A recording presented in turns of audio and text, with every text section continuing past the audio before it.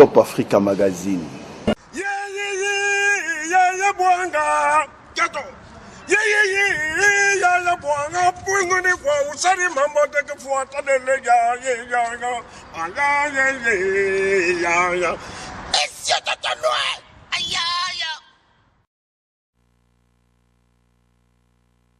Déjà, on part, il y a plus de temps.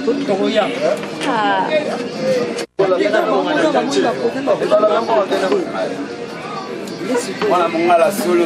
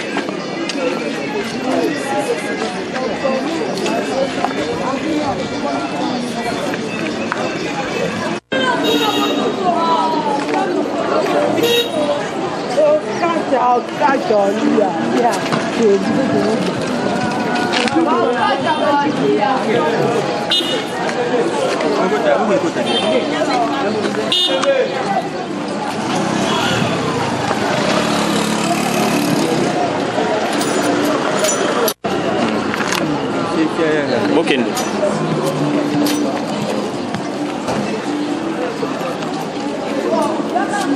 C'est là.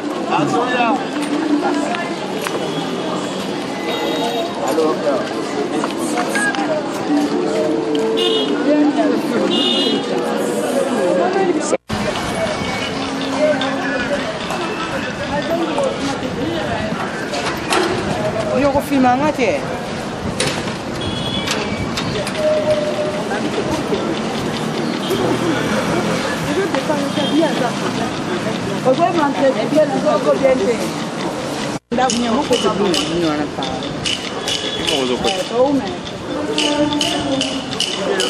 Foto.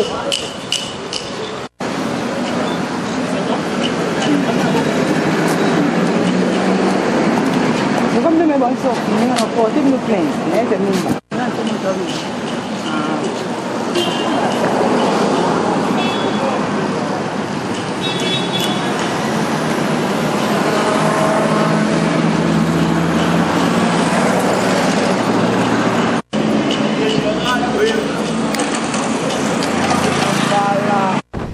Bon, ngai nazali mama ya Rosette Mukendi. Toyaki awa na morgue ya mama yemo po bapesaki biso autorisation na médecin légiste ya ko bimisa corps.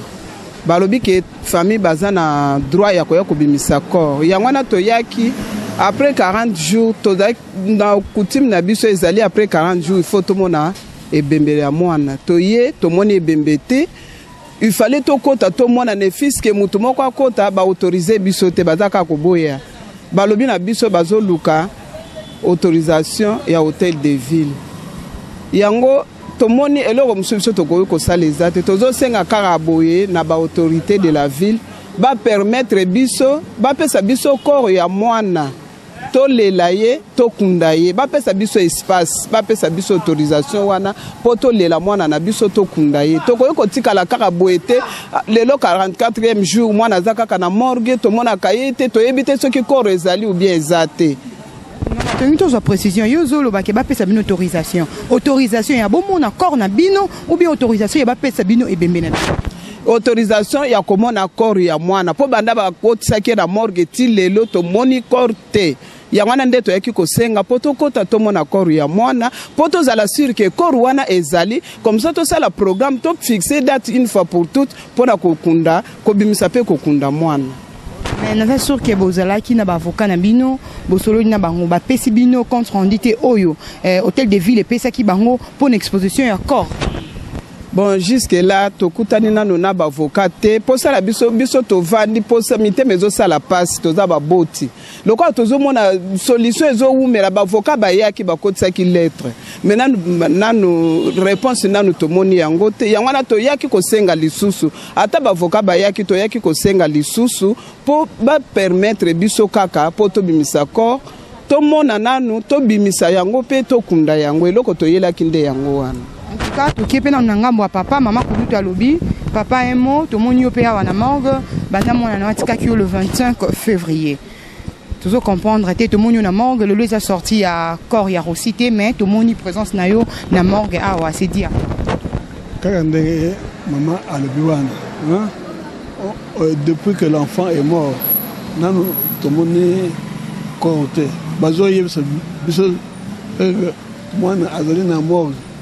Azalina bon lelo toye ata kota ya pamba to kotite siko nani yango zo permettre bino te bokota ba médecin to ba garde ya morgue parce que jusque là tu comprends te ba nani bazo boya normalement bo kota na kati po mona ebembe ya oya yo mo ba garde ya morgue réponse na ba réaction mo eza nini que ebembe ezali mais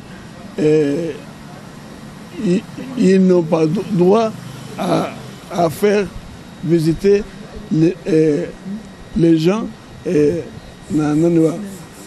n'ont pas droit à l'accès à la morgue.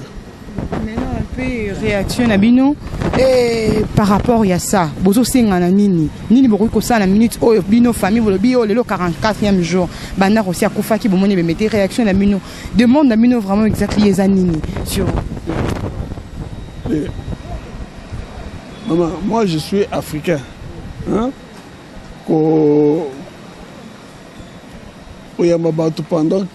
pendant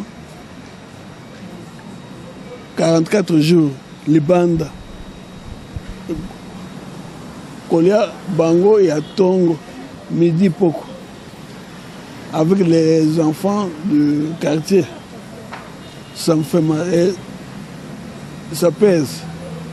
Je n'ai vu aucun membre du gouvernement qui est venu à mon secours. Tout ce qu'on dit à la radio, à la télévision, là, c'est faux.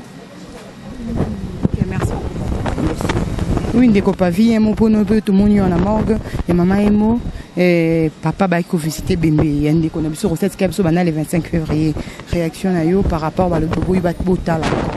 Oui, confirmation, il y a chef, il y a service, il y a conservation a confirmé biso que corps yande ko na biso aussi ezali et wana to kitisi moi motema mais famille ba sengela qui était ba mona parce que na ba rumeur manso oyo bango babane koyoka babane komitungisama bomoni papa famille mobima ndenge ba se déplacer mais ba pesi bango accepter pona ko kota bon biso mosana biso ezali kaka te pona ko dénoncer pona ko sa monitoring mais pona ko orienter aussi famille parce que nous les défenseurs des droits de l'homme et sengeli était orienter famille si na suka ya résultat na bango o bazai kole yango to orienter ki sous famille ke bakene komona na gouvernorat ya hôtel de ville pour na autorisation parce que le 4 na les 5 au biso to kotisaki ensemble na ba collectif ya ba avocat a kotisaki lettre et sengela ki to bimisa accord ya ndeko na biso aussi mais ba pesaki biso et ya noté donc Fikine a poussé raison na ye que il faut une autorisation, il y a hôtel de ville. C'est pour cela que les sous plaidé par autorité morale, il y a ville à Kinshasa, gouverneur de la ville, son excellence, M. André Kimbuta, était autorisé la famille Oyo, pauvre famille Oyo, obsèque et les cas malamu. Donc date Oyo famille bakosenga sous prochainement était to zoa résultat malamu to les lande konabiso na bosembe bonso. Yangwana eze loko pena souci na biso tozali ko senga na gouvernorat pe na commune ya Lemba ou soit na Moamba na ba chef ya la police ya Moamba ba accorder biso d'une manière en général pour na ko les la bande ko na biso aussi. Merci. Tulujini tujubu mva bana betu badi komputu badi ba mani chita lucha aussi nous ka badia makuta bo le tonu le tout ka di 44e jour tu as tu rosika tu lo ka ti ya morgue ka di ne nous ambe nous muni bana betu kumputu badi badila titalu nous du balé que titalu tia moine nous mu morgue bon namba ni ndio fe ko morgue ki man déjà titalu ka di ndu nous ambe nous chini pas bol ba titalu bichi aussi mwana wa but wa kumpala tena mo kusobani mwana baya kamwema chateau bampesha chitadu cha mwana mema njika mwana ki chinyi na chi ni bwalu baji bamne injimu ya afa tena muya kama na muntu na shumo wa mu gouvernement muloto wana voilà tête tout ce kwanza comme ça bobo ki bashi mwanani bampesha chita cha mwanani njike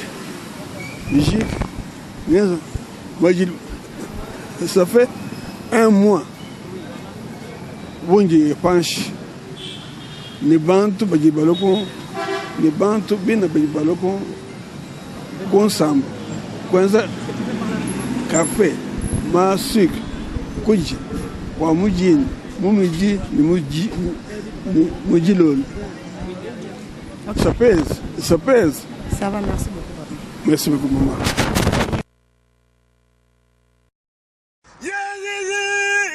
ya bwanga jato ya bwanga pungu ni kwa usari mambo teke fuata dele ya Top Africa Magazine.